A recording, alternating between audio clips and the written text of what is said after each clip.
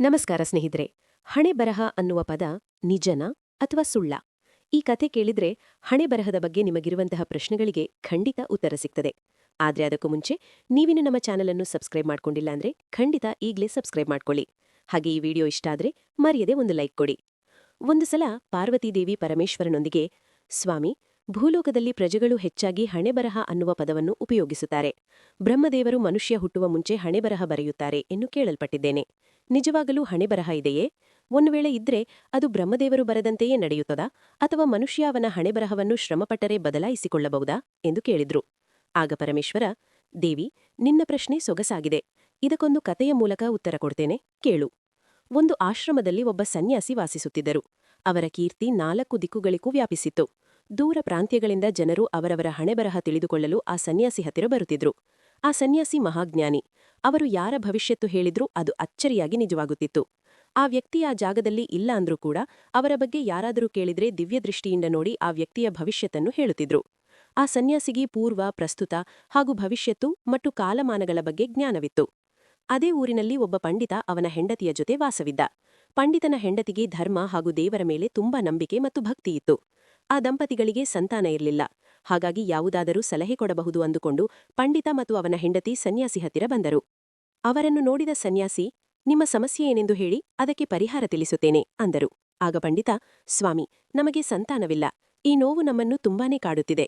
ನೀವು ನಮ್ಮ ಭವಿಷ್ಯ ನೋಡಿ ನಮಗೆ ಸಂತಾನ ಯೋಗ ಇದೆಯೋ ಇಲ್ಲವೋ ತಿಳಿಸಿಕೊಡಿ ಎಂದು ಕೇಳಿದ. ಆಗ ಸನ್ಯಾಸಿ 2 ಸೇಬು ಹಣ್ಣುಗಳನ್ನು ಪಂಡಿತನ ಹೆಂಡತಿಗೆ ಕೊಟ್ಟು, ನೀವಿಬ್ಬರೂ ಒಂದೊಂದು ಹಣ್ಣನ್ನು ತಿನ್ನಿ, ನಿಮಗೆ ಸಂತಾನವಾಗುತ್ತದೆ ಎಂದು ಹೇಳಿದ್ರು. ಪಂಡಿತ ಮತ್ತು ಅವನ ಹೆಂಡತಿ ಸನ್ಯಾಸಿಗೆ ಕೃತಜ್ಞತೆ ಹೇಳಿ ಮನೆಗೆ ಬಂದರು. ಇಬ್ಬರೂ ಒಂದೊಂದು ಸೇಬನ್ನು ತಿಂದರು. ಕೆಲ ದಿನಗಳಲ್ಲೇ ಪಂಡಿತನ ಹೆಂಡತಿ ಗರ್ಭವತಿಯಾದಳು. 9 ತಿಂಗಳ ಬಳಿಕ ಅವಳೊಂದು ಮುದ್ದಾದ ಗಂಡು ಮಗುವಿಗೆ ಜನ್ಮ ಕೊಟ್ಟಳು. ಇದರಿಂದ ಆ ದಂಪತಿಗಳಿಗೆ ಹೇಳಲಾರದಷ್ಟು ಸಂತೋಷವಾಯಿತು. ಪಂಡಿತ ಒಂದು ದಿನ ಹೆಂಡತಿಯೊಂದಿಗೆ, ನಮ್ಮ ಈ ಸಂತೋಷಕ್ಕೆ ಕಾರಣ ಆ ಸನ್ಯಾಸಿ. ನಾವು ಅವರನ್ನು ಒಂದು ಸಲ ನಮ್ಮ ಮನೆಗೆ ಕರೆದು ಮನಸಾರೆ ಸೇವೆ ಮಾಡೋಣವೇ ಎಂದು ಕೇಳಿದ. ಸರಿ ಅಂದಳು ಹೆಂಡತಿ. ಹಾಗಾಗಿ ಪಂಡಿತ ಸನ್ಯಾಸಿಯನ್ನು ಮನೆಗೆ ಕರೆತಂದು ಗಂಡ ಹೆಂಡತಿ ಇಬ್ಬರೂ ಕೂಡ ಸನ್ಯಾಸಿಗೆ ಸೇವೆಗಳನ್ನು ಮಾಡಿದರು. ಸನ್ಯಾಸಿ ಆ ಮಗುವಿಗೆ ಅರ್ಜುನ್ ಎಂದು ಹೆಸರಿಟ್ಟರು. ಆಗ ಪಂಡಿತ, ಸ್ವಾಮಿ, ನನ್ನ ಮಗನ ಭವಿಷ್ಯ ನೋಡಿ ಇವನು ಏನಾಗುತ್ತಾನೋ ತಿಳಿಸಿಕೊಡಿ ಎಂದು ಕೇಳಿದ. ಆಗ ಸನ್ಯಾಸಿ, ಈಗ ಇವನಿನ್ನು ಹಸುಗೂಸು, ನಾನೇನು ಹೇಳುವುದಿಲ್ಲ. ನಿನ್ನ ಮಗನಿಗೆ 8 ವರ್ಷ ಬಂದಾಗ ನನ್ನ ಹತ್ತಿರ ಕರೆದುಕೊಂಡು ಬಾ, ಆಗ ಇವನ ಭವಿಷ್ಯ ಹೇಳುತ್ತೇನೆ ಎಂದು ಹೇಳಿ ಆಶ್ರಮಕ್ಕೆ ಹೊರಟು ಹೋದರು. ವರ್ಷಗಳು ಕಳೆಯಿತು. ಅರ್ಜುನಿಗೆ 8 ವರ್ಷ ವಯಸ್ಸಾಯಿತು. ಪಂಡಿತ ಮಗನನ್ನು ಕರೆದುಕೊಂಡು ಸನ್ಯಾಸಿ ಹತ್ತಿರ ಹೋದ. ಮಗನನ್ನು ಸನ್ಯಾಸಿಗೆ ತೋರಿಸುತ್ತಾ, ಸ್ವಾಮಿ, ಇವನಿಗೆ ಈಗ 8 ವರ್ಷ ಬಂದಾಯಿತು. ಈಗ ನೀವು ಇವನ ಭವಿಷ್ಯ ನೋಡಿ ಹೇಳಿ ಎಂದು ಕೇಳಿದ. ಆಗ ಸನ್ಯಾಸಿ ಅರ್ಜುನನನ್ನು ಕರೆದು ಅವರ ಮುಂದೆ ನಿಲ್ಲಿಸಿಕೊಂಡು ಒಂದು ಪುಸ್ತಕವನ್ನು ತೆಗೆದು ನೋಡಿ ಪಂಡಿತನೊಂದಿಗೆ ಹೀಗೆ ಹೇಳಿದ್ರು.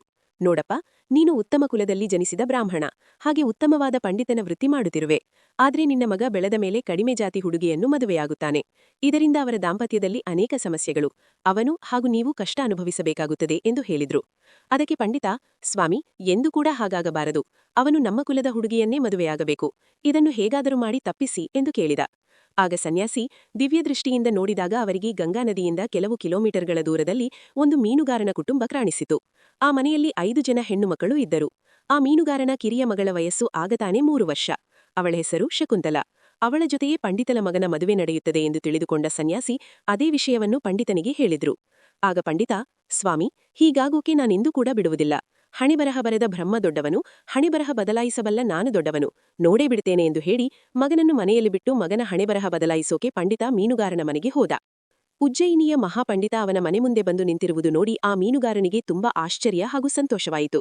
ಮೀನುಗಾರ ಪಂಡಿತನೊಂದಿಗೆ, ಸ್ವಾಮಿ, ನಿಮ್ಮಂತಹ ಮಹಾಪಂಡಿತರು ನನ್ನನ್ನು ಹುಡುಕಿಕೊಂಡು ಬಂದಿರುವುದು ನನ್ನ ಪೂರ್ವಜನ್ಮದ ಪುಣ್ಯ ಎಂದು ಹೇಳಿದ.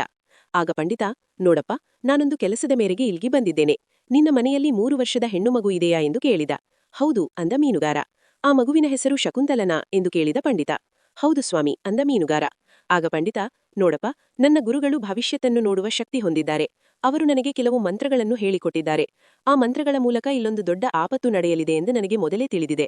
ನಿನ್ನ ಕೊನೆ ಮಗಳು ನಿನ್ನ ಮನೆಯಲ್ಲಿ ಇರುವವರೆಗೂ ನಿನಗೆ ಗಂಡು ಸಂತಾನ ಆಗುವುದಿಲ್ಲ. ನಿನಗೆ ಈಗಾಗಲೇ 5 ಜನ ಹೆಣ್ಣು ಮಕ್ಕಳಿದ್ದಾರೆ. ಅದರಲ್ಲಿ ಒಬ್ಬಳು ಕಡಿಮೆಯಾದರೆ ನಿನಗಾಗುವಂಥ ನಷ್ಟವೇನಿಲ್ಲ. ನಿನಗೆ ಗಂಡು ಮಗು ಬೇಕು ಅಂದ್ರೆ ನಿನ್ನ ಕೊನೆ ಮಗಳನ್ನು ಮನೆಯಿಂದ ಎಲ್ಲಾದರೂ ದೂರ ಕಳಿಸಿದಿಡು ಎಂದು ಹೇಳಿದ. ಆಗ ಮೀನುಗಾರ, ಪಂಡಿತರೆ, ನನಗೆ ಗಂಡು ಮಗು ಬೇಕು ಎಂಬ ಆಸೆ ಬಹಳ ಇದೆ. ಆದ್ರೆ ನನ್ನ ಕಿರಿಯ ಮಗಳಿಗ ಇನ್ನು 3 ವರ್ಷ ಕೂಡ ತುಂಬಲಿಲ್ಲ. ಹಾಗಿರುವಾಗ ಅವಳನ್ನು ಯಾವ ರೀತಿ ಮನೆಯಿಂದ ಓಡಿಸ ಸಾಧ್ಯ ಎಂದು ಕೇಳಿದ. ಆಗ ಪಂಡಿತ, ಒಂದು ಕೆಲಸ ಮಾಡೋಣ. ನನಗೆ ಹೆಣ್ಣು ಮಗುವಿಲ್ಲ. ನಿನ್ನ ಮಗಳನ್ನು ನಾನೇ ಬೆಳೆಸುತ್ತೇನೆ. ಅವಳು ಬೆಳೆದ ಮೇಲೆ ಒಳ್ಳೆ ವರನನ್ನು ಹುಡುಕಿ ಮದುವೆ ಕೂಡ ಮಾಡುತ್ತೇನೆ ಎಂದು ಹೇಳಿದ. ಗಂಡು ಸಂತಾನ ಆಗುತ್ತದೆ ಎಂಬ ಆಸೆಯಿಂದ ಮೀನುಗಾರ ಅವನ ಮಗಳನ್ನು ಪಂಡಿತನಿಗೆ ಕೊಟ್ಟುಬಿಟ್ಟ. ಪಂಡಿತ ಆ ಮಗುವನ್ನು ಒಂದು ಪೆಟ್ಟಿಗೆಯೊಳಗೆ ಮಲಗಿಸಿ ಅದನ್ನು ನದಿಯೊಳಗೆ ಎಸೆದ. ಆ ಪೆಟ್ಟಿಗೆಯಲ್ಲಿ ನೀರು ತುಂಬಿಕೊಂಡು ಮಗು ಸತ್ತು ಹೋಗುತ್ತದೆ ಎಂದು ಪಂಡಿತ ಅಂದುಕೊಂಡಿದ್ದ. ಆದ್ರೆ ಯಾರ ಹಣೆಬರಹ ಹೇಗಿದೆಯೋ, ಯಾರ ಭವಿಷ್ಯತ್ತು ಹೇಗಿರುತ್ತದೋ ಯಾರಿಗೆ ತಾನೇ ಗೊತ್ತಿರುತ್ತದೆ. ಆ ಪೆಟ್ಟಿಗೆ ನದಿಯಲ್ಲಿ ತೇಲುತ್ತಾ ಒಂದು ಗ್ರಾಮದ ದಡಕ್ಕೆ ಬಂದು ಬಿತ್ತು. ಆ ಗ್ರಾಮದಲ್ಲಿದ್ದಂತಹ ಒಬ್ಬ ಶ್ರೀಮಂತ ಪಂಡಿತ ಸ್ನಾನ ಮಾಡಲು ನದಿಯ ಹತ್ತಿರ ಬಂದ. ಅಲ್ಲಿ ಅವನಿಗೆ ಪೆಟ್ಟಿಗೆ ಕಾಣಿಸಿತು. ಪೆಟ್ಟಿಗೆ ತೆಗೆದು ನೋಡಿದರೆ ಒಳಗಡೆ ಮುದ್ದಾದ ಹೆಣ್ಣು ಮಗುವಿತ್ತು.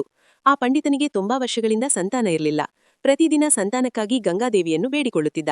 ಅವನ ಪ್ರಾರ್ಥನೆಯನ್ನು ಕೇಳಿ ಗಂಗಾದೇವಿಯೇ ಆ ಮಗುವನ್ನು ಅವನಿಗೆ ಕೊಟ್ಟಿರಬೇಕು ಅಂದುಕೊಂಡು ಸಂತೋಷದಿಂದ ಮಗುವನ್ನು ಎತ್ತಿಕೊಂಡು ಮನೆಗೆ ಕರೆದೊಯ್ದ. ಪಂಡಿತ ಮತ್ತು ಅವನ ಹೆಂಡತಿ ಆ ಮಗುವನ್ನು ತುಂಬಾನೇ ಮುದ್ದಾಗಿ ಬೆಳೆಸಿದರು. ಆ ಮಗು ಬೆಳೆಯುತ್ತಂತೆ ಅಪ್ಸರೆಯಂತೆ ಕಾಣಿಸುತ್ತಿದ್ದಳು. ಪಂಡಿತ ಮಗಳಿಗೆ ಮದುವೆ ಮಾಡಲು ತೀರ್ಮಾನಿಸಿಕೊಂಡ. ಹಾಗಾಗಿ ಒಳ್ಳೆ ವರನನ್ನು ಎಲ್ಲಾ ಊರುಗಳಲ್ಲಿ ಹುಡುಕಾಡುತ್ತಾ ಬಂದಾಗ ಕೆಲವರು ಈ ಪಂಡಿತನ ಹೆಸರು ಹೇಳಿದರು. ಆ ವ್ಯಕ್ತಿಯೂ ಕೂಡ ನಿಮ್ಮಂತೆ ಶ್ರೀಮಂತ, ಅವರಿಗೂ ಒಬ್ಬನೇ ಮಗ, ಒಂದು ಸಲ ಅವರ ಮನೆಗೆ ಹೋಗಿ ಬನ್ನಿ ಎಂದು ಹೇಳಿದರು. ಹಾಗಾಗಿ ಈ ಪಂಡಿತ ಆ ಪಂಡಿತನ ಮನೆಗೆ ಹೋದ. ಇಬ್ಬರು ಮಾತನಾಡಿಕೊಂಡರು. ಇಬ್ಬರಿಗೂ ಸಂಬಂಧ ಇಷ್ಟವಾಯಿತು. ಎಲ್ಲಾ ಗುರುಹಿರಿಯರ ಉಪಸ್ಥಿತಿಯಲ್ಲಿ ಇಬ್ಬರ ಮದುವೆ ಕೂಡ ನಡೆಯಿತು. ಇಲ್ಲಿ ವಿಚಿತ್ರ ಏನಂದ್ರೆ, ಯಾವ ಹುಡುಗಿಯ ಜೊತೆ ಮಗನ ಮದುವೆ ನಡೆಯಬಾರದು ಎಂದು ಹೇಳಿ ಆ ಪಂಡಿತ ಮೀನುಗಾರನ ಮಗಳನ್ನು 3 ವರ್ಷದ ವಯಸ್ಸಿನಲ್ಲಿದ್ದಾಗ ಪೆಟ್ಟಿಗೆಯಲ್ಲಿಟ್ಟು ನದಿಯೊಳಗೆ ಎಸೆದನೋ, ಈಗ ಅದೇ ಹುಡುಗಿಯ ಜೊತೆ ಮಗನ ಮದುವೆಯಾಯಿತು. ಆದ್ರೆ ಆ ಪಂಡಿತನಿಗೆ ವಿಷಯ ಗೊತ್ತಿಲ್ಲ. ಹಣೆಬರಹವನ್ನು ಬದಲಾಯಿಸಿ ನನ್ನ ಮಗನಿಗೆ ಒಳ್ಳೆ ಪಂಡಿತನ ಮಗಳನ್ನು ತಂದು ಮದುವೆ ಮಾಡಿದನು ಅನ್ನೋ ಭ್ರಮೆಯಲ್ಲಿದ್ದ. ಒಂದು ದಿನ ಮಗ ಸೊಸೆಯನ್ನು ಕರೆದುಕೊಂಡು ಸನ್ಯಾಸಿ ಹತ್ತಿರ ಆಶೀರ್ವಾದ ಕೊಡಿಸಲು ಕರೆದು ಹೋದ. ಮಗ ಸೊಸೆಯನ್ನು ತೋರಿಸಿ, ನೋಡಿದರ ಗುರುಗಳೇ, ನಾನು ನಿಮಗೆ ಮೊದಲೇ ಹೇಳಲಿಲ್ಲವೆಲ್ಲವಾ, ಹಣೆಬರಹ ಬದಲಾಯಿಸುವ ಶಕ್ತಿ ಸಾಮರ್ಥ್ಯ ನನಗಿದೆ ಅಂತ. ನಾನು ಒಳ್ಳೆ ಹೆಸರುವಾಸಿ ಹಾಗೂ ಶ್ರೀಮಂತ ಪಂಡಿತನ ಏಕೈಕ ಮಗಳನ್ನು ತಂದು ನನ್ನ ಮಗನ ಮದುವೆ ಮಾಡಿದೆನು ಅಂತ ಕೊಚ್ಚಿಕೊಂಡ. ಸನ್ಯಾಸಿ ದಿವ್ಯದೃಷ್ಟಿಯಿಂದ ನೋಡಿ ನಗುತ್ತಾ, ನೋಡಪ್ಪ, ಹಣೆಬರಹ ಬದಲಾಯಿಸಕ್ಕೆ ಅದನ್ನು ಬರೆದ ಬ್ರಹ್ಮನಿಂದಲೂ ಸಾಧ್ಯವಾಗುವುದಿಲ್ಲ. ಯಾವ ಮಗುವನ್ನು ನೀನು ಪೆಟ್ಟಿಗೆಯಲ್ಲಿಟ್ಟು ನದಿಯಲ್ಲಿ ಎಸೆದಿದ್ದೆಯೋ ಅದೇ ಮಗುವೇ ನಿನ್ನ ಸೊಸೆ ಎಂದು ಹೇಳಿದ್ರು. ಆ ಮಾತು ಕೇಳಿದ ಪಂಡಿತನಿಗೆ ಏನು ಹೇಳೋದು ಎಂದು ಅರ್ಥವಾಗಲಿಲ್ಲ. ಸೊಸೆ ಹತ್ತಿರ ಕೇಳಿದ, ಮಗಳೇ, ನೀನು ನಿನ್ನ ತಂದೆ ತಾಯಿಗೆ ಒಬ್ಬಳೇ ಮಗಳೇ ಅಲ್ಲವೇ, ಅವರೇ ತಾನೇ ನಿನ್ನ ಸ್ವಂತ ತಂದೆ ತಾಯಿ ಎಂದು ಕೇಳಿದ. ಅದಕ್ಕೆ ಅವನ ಸೊಸೆ, ಮಾವ, ನನ್ನ ತಂದೆ ತಾಯಿ ತುಂಬಾನೇ ಕ್ರೂರಿಗಳು. ಅವರು ನಾನು 3 ವರ್ಷ ಮಗುವಾಗಿದ್ದಾಗ ನನ್ನೊಂದು ಪೆಟ್ಟಿಗೆಯೊಳಗಿಟ್ಟು ಗಂಗಾ ನದಿಯೊಳಗೆ ಎಸೆದಿದ್ದರು. ಆದ್ರೆ ನನ್ನ ಅದೃಷ್ಟ ಚೆನ್ನಾಗಿದ್ದುದರಿಂದ ನಾನು ಇವರ ಕೈಗೆ ಸಿಕ್ಕಿದೆ. ಗಂಗಾದೇವಿ ಅವರಿಗೆ ಕೊಟ್ಟ ಮಗಳು ಅಂತ ಭಾವಿಸಿ ನನ್ನ ತಂದೆ ತಾಯಿ ಅತಿ ಮುದ್ದಾಗಿ ಬೆಳೆಸಿದ್ದಾರೆ. ಹಾಗಾಗಿ ಇವರೇ ನನ್ನ ತಂದೆ ತಾಯಿ ಎಂದು ಹೇಳಿದಳು. ಆ ಮಾತು ಕೇಳಿದ ಪಂಡಿತನಿಗೆ ತುಂಬಾನೇ ಕೋಪ ಬಂತು. ಇವಳನ್ನು ಪೆಟ್ಟಿಗೆಯಲ್ಲಿಟ್ಟು ಎಸೆಯದೆ ಹಾಗೆಯಾಗೆ ನದಿಯಲ್ಲಿ ಎಸೆದಿದ್ದರೆ ಇವಳು ಆ ದಿನವೇ ಸತ್ತು ಹೋಗುತ್ತಿದ್ದಳು. ಈಗ ನನ್ನ ಮಗನ ಜೀವನ ನನ್ನ ಕೈಯಾರೆ ನಾನೇ ಹಾಳು ಮಾಡಿದೆ. ಈಗಲಾದರೂ ನನ್ನ ತಪ್ಪು ನಾನು ಸರಿ ಮಾಡಿಕೊಳ್ಳಬೇಕು. ಇವಳನ್ನು ಕೊಂದು ಬಿಡಬೇಕು ಅಥವಾ ಇವಳನ್ನು ನನ್ನ ಮಗನಿಂದ ದೂರ ಮಾಡಬೇಕು ಅಂದುಕೊಂಡು ಸೊಸೆ ಹತ್ತಿರ ಬಂದ. ಮಗಳೇ, ಗುರುಗಳು ಹೇಳಿದ್ದಾರೆ ನಿನಗೆ ಒಳ್ಳೆ ಪುತ್ರ ಸಂತಾನ ಆಗಬೇಕು ಅಂದ್ರೆ ನನ್ನ ಜೊತೆ ಸಮುದ್ರದ ಹತ್ತಿರ ಬಾ ಎಂದು ಹೇಳಿದ. ಸರಿ ಎಂದು ಹೇಳಿ ಸೊಸೆ ಮಾವನ ಜೊತೆ ಸಮುದ್ರದ ಹತ್ತಿರ ಹೋದಳು. ಅಲ್ಲಿ ಪಂಡಿತ ಕೈಯಲ್ಲಿದ್ದ ಉಂಗುರ ತೆಗೆದು ಸಮುದ್ರದಲ್ಲಿ ಎಸೆದು, ಮಗಳೇ, ನೀನು ಹೇಗಾದರೂ ಆ ಉಂಗುರ ಹುಡುಕು. ನಿನಗೆ ಉಂಗುರ ಸಿಕ್ಕ ದಿನ ಮತ್ತೆ ನೀನು ನನ್ನ ಮನೆಗೆ ಬರಬಹುದು. ಅದುವರೆಗೂ ನೀನು ನನ್ನ ಮನೆಗಾಗಲಿ ನಿನ್ನ ತಂದೆಯ ಮನೆಗಾಗಲಿ ಹೋಗಬಾರದು. ಹೋದರೆ ಸನ್ಯಾಸಿ ಶಾಪಕ್ಕೆ ಗುರಿಯಾಗುತ್ತೀಯಾ. ಆಗ ನಿನಗೆ ಸಂತಾನ ಇರಲಿ, ನಮ್ಮ ಇಡೀ ಕುಟುಂಬಕ್ಕೆ ದರಿದ್ರ ಬರುತ್ತದೆ. ಕುಟುಂಬವನ್ನು ಕಾಪಾಡುವುದು ಸೊಸೆಯಾದ ನಿನ್ನ ಜವಾಬ್ದಾರಿ ಎಂದು ಹೇಳಿದ. ಶಕುಂತಲಾ ತುಂಬಾನೇ ಹುಡುಕಾಡಿದಳು. ಆದರೆ ಸಮುದ್ರದಲ್ಲಿ ಎಸೆದಂಥ ಉಂಗುರ ಹೇಗೆ ತಾನೇ ಸಿಗಲು ಸಾಧ್ಯ. ಇನ್ನು ತಂದೆಯ ಮನೆಗೆ ಹೋಗಲಾರದೆ, ಗಂಡನ ಮನೆಗೆ ಹೋಗಲಾರದೆ ಅಳುತ್ತಾ ದಡದಲ್ಲೇ ಕುಳಿತಿದ್ದಳು. ಆ ಸಮಯದಲ್ಲಿ ಒಬ್ಬ ಮಹಾರಾಜ ಅಲ್ಲಿಗೆ ಅವನ ರಾಣಿಯನ್ನು ಕರೆದುಕೊಂಡು ಸಮುದ್ರ ತೀರದಲ್ಲಿ ಓಡಾಡಲು ಬಂದಿದ್ದ. ಅಳುತ್ತಾ ಕುಳಿತಿದ್ದಲ್ಲಿವಳನ್ನು ನೋಡಿ ಏನಾಯಿತು ಎಂದು ಕೇಳಿದ. ಶಕುಂತಲಾ ನಡೆದ ವಿಷಯವನ್ನು ರಾಜನಿಗೆ ಹೇಳಿದಳು. ಆಗ ರಾಜ, ನೋಡಮ್ಮ, ಈ ಜಾಗದಲ್ಲಿ ಕ್ರೂರ ಪ್ರಾಣಿಗಳು ತಿರುಗಾಡುತ್ತವೆ. ಅಷ್ಟೇ ಅಲ್ಲದೆ ಒಂಟಿ ಹೆಣ್ಣು ಯಾವ ರೀತಿ ಬದುಕುತ್ತೀಯಾ. ನೀನು ನಮ್ಮ ಜೊತೆ ಅರಮನೆಗೆ ಬಾ, ಬಳಿಕ ನೀನು ಏನು ಮಾಡಬೇಕು ಎಂದು ತೀರ್ಮಾನಿಸಿಕೋ ಎಂದು ಹೇಳಿದ. ಶಕುಂತಲಾ ರಾಜರಾಣಿಯ ಜೊತೆ ಅರಮನೆಗೆ ಹೋದಳು. ಅಲ್ಲೇ ಅಡುಗೆ ಕೆಲಸದಲ್ಲಿ ಸಹಾಯ ಮಾಡಲು ಶುರು ಮಾಡಿದಳು. ಇತ್ತ ಮನೆಗೆ ಬಂದ ಅಪ್ಪನೊಂದಿಗೆ ಮಗ, ಅಪ್ಪ, ಒಬ್ಬರೇ ಬರುತ್ತಿದ್ದೀರಿ, ನನ್ನ ಹೆಂಡತಿಯಲ್ಲಿ ಎಂದು ಕೇಳಿದ. ಆಗ ಪಂಡಿತ ಜೋರಾಗಿ ಅಳುತ್ತಾ, ಮಗನೇ, ಏನು ಮಾಡೋದು, ನಿನ್ನ ಹೆಂಡತಿ ಸಮುದ್ರದಲ್ಲಿ ಸ್ನಾನ ಮಾಡುತ್ತಾ ನೀರಿನಲ್ಲಿ ಕೊಚ್ಚಿಕೊಂಡು ಹೊರಟು ಹೋದಳು ಎಂದು ನಾಟಕ ಮಾಡಿದ. ಆ ಮಾತು ಕೇಳಿದ ಎಲ್ಲರೂ ತುಂಬಾನೇ ದುಃಖಪಟ್ಟರು. ಕೆಲ ದಿನಗಳು ಕಳೆಯಿತು. ಪಂಡಿತ ಮತ್ತೆ ಮಗನಿಗೆ ಮದುವೆ ಮಾಡಲು ತೀರ್ಮಾನಿಸಿಕೊಂಡು ಒಳ್ಳೆ ಪಂಡಿತನ ಮಗುವನ್ನು ಹುಡುಕಿದ. ಒಂದು ದಿನ ಶಕುಂತಲಾ ಅಡುಗೆ ಮಾಡುವಾಗ ಒಂದು ಮೀನಿನ ಹೊಟ್ಟೆಯೊಳಗೆ ಅವಳ ಮಾವ ಅಂದು ಸಮುದ್ರದಲ್ಲಿ ಎಸೆದಿದ್ದಂಥ ಉಂಗುರ ಸಿಕ್ಕಿತು. ಶಕುಂತಲಾ ತುಂಬಾ ಸಂತೋಷದಿಂದ ಆ ಉಂಗುರವನ್ನು ಕೈಗೆ ಹಾಕಿಕೊಂಡು ರಾಜನ ಹತ್ತಿರ ಬಂದು, ಪ್ರಭು, ನನಗೆ ಉಂಗುರ ಸಿಕ್ಕಿತು, ನಾನಿನ್ನು ನನ್ನ ಗಂಡನ ಮನೆಗೆ ಹೋಗುತ್ತೇನೆ ಎಂದು ಹೇಳಿದಳು. ಅದೇ ಸಮಯದಲ್ಲಿ ಅವಳ ಮಾವ ಅಂದ್ರೆ ಪಂಡಿತ ಮಗನ ಮದುವೆಗೆ ರಾಜನನ್ನು ಕರೆಯಲು ಅಲ್ಲಿಗೆ ಮಗನ ಸಮೇತ ಬಂದ. ಆಗ ರಾಜನ ಮುಂದೆ ನಿಂತಿದ್ದ ಹೆಂಡತಿಯನ್ನು ನೋಡಿದ ಪಂಡಿತನ ಮಗ, ಇಷ್ಟು ದಿನ ಎಲ್ಲಿದ್ದೆ ನೀನೋ, ಸಮುದ್ರದಲ್ಲಿ ಕೊಚ್ಚುಕೊಂಡು ಹೋದೆ ಎಂದು ಅಪ್ಪ ಹೇಳಿದ್ರು. ನೀನು ಸತ್ತು ಹೋದೆ ಅಂದುಕೊಂಡು ನಮಗೆಲ್ಲ ತುಂಬಾ ದುಃಖವಾಯಿತು. ನೀನು ಬದುಕಿರುವಾಗ ಮನೆಗೆ ಬರದೆ ಇಲ್ಲೇನು ಮಾಡುತ್ತಿದ್ದೀಯಾ ಎಂದು ಕೇಳಿದ. ಆಗ ಶಕುಂತಲ ನಡೆದ ವಿಷಯವನ್ನು ಗಂಡನಿಗೆ ಹೇಳಿದಳು. ಬಳಿಕ ಕೈಯಲ್ಲಿದ್ದ ಉಂಗುರವನ್ನು ಮಾವನಿಗೆ ಕೊಟ್ಟು, ಈಗ ನಾನು ಮನೆಗೆ ಬರಬಹುದಾ ಎಂದು ಕೇಳಿದಳು ಪಂಡಿತನಿಗೆ. ಹಣೆಬರಹವನ್ನು ಬದಲಾಯಿಸಲು ಸಾಧ್ಯವಾಗುವುದಿಲ್ಲ ಎಂಬುದು ಆಗ ಅರ್ಥವಾಯಿತು. ತನ್ನ ತಪ್ಪಿನ ಅರಿವಾಗಿ ಸೊಸೆಗೆ ಕ್ಷಮೆ ಕೇಳಿದ ಪಂಡಿತ. ಪಂಡಿತನ ಮಗ ಹಾಗೂ ಮಹಾರಾಜ, ನೀವು ಮಾಡಿದ್ದು ತಪ್ಪು ಎಂದು ಪಂಡಿತನಿಗೆ ಹೇಳಿದ್ರು. ಇನ್ನೊಂದು ಸಲ ಇಂತಹ ತಪ್ಪು ಮಾಡಿದ್ರೆ ಆ ಹುಡುಗಿಗೆ ನೋವು ಕೊಟ್ಟರೆ ಕಠಿಣವಾದ ಶಿಕ್ಷೆಯನ್ನು ಕೊಡುತ್ತೇನೆ ಅಂದ ಮಹಾರಾಜ. ಇಲ್ಲ ಮಹಾರಾಜ, ನನ್ನ ತಪ್ಪಿನ ಅರಿವಾಯಿತು. ಇನ್ನೆಂದೂ ಕೂಡ ನಾನಿಂತಹ ತಪ್ಪು ಮಾಡುವುದಿಲ್ಲ. ಹಾಗೆ ಇವಳನ್ನು ಮಗಳಂತೆ ನೋಡಿಕೊಳ್ಳುತ್ತೇನೆ ಎಂದು ಹೇಳಿ ಮಗ ಮತ್ತು ಸೊಸೆಯನ್ನು ಕರೆದುಕೊಂಡು ಮನೆಗೆ ಹೋದ. ಮಗನ 2ನೇ ಮದುವೆಯನ್ನು ನಿಲ್ಲಿಸಿದ. ಅದರ ನಂತರ ಎಲ್ಲರೂ ಕೂಡ ಸಂತೋಷವಾಗಿದ್ದರು. ಒಂದು ಸಲ ಹಣೆಬರಹ ಬರೆದ ಮೇಲೆ ಅದು ಯಾವ ಕಾರಣದಿಂದಲೂ ಬದಲಾಯಿಸಲು ಸಾಧ್ಯವಾಗುವುದಿಲ್ಲ. ಹಣೆಬರಹ ಬದಲಾಯಿಸಬೇಕು ಅಂದುಕೊಂಡವರು ಮುಟ್ಟಾಳರಾಗುತ್ತಾರೆ ಎಂದು ಕಥೆ ಮುಗಿಸಿದರು ಪರಮೇಶ್ವರ.